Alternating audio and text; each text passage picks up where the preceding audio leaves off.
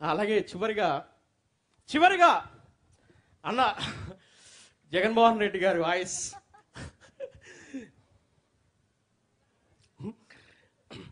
ఈవేళ రాబోయే ఎన్నికల్లో యుద్ధం జరగబోతా ఉంది. దేనికి జరగబోతా ఉంది? నిజంగా మీరందరూ కూడా గట్టిగా ఒక్కసారి చప్పట్లు కొడితే నేను ఒక్కసారి గట్టిగా డైలాగ్ చెప్పాలి. పేదవాళ్ళు ఒకవైపు, పెత్తందారులు ఒకవైపు. పేదవాళ్ళందరూ ఏకం కావాలి. పెత్తందారీ వ్యవస్థను సమూలంగా నిర్మూలించాలి.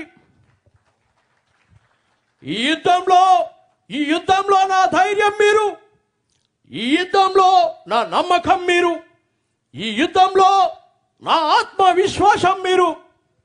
మీ ఇంటిలో మంచి జరుగుంటే మీ బిడ్డలందరూ కూడా సైనికుడిగా ముందుకి రావాలి అని చెప్తా ఉన్నా. Thank you so much.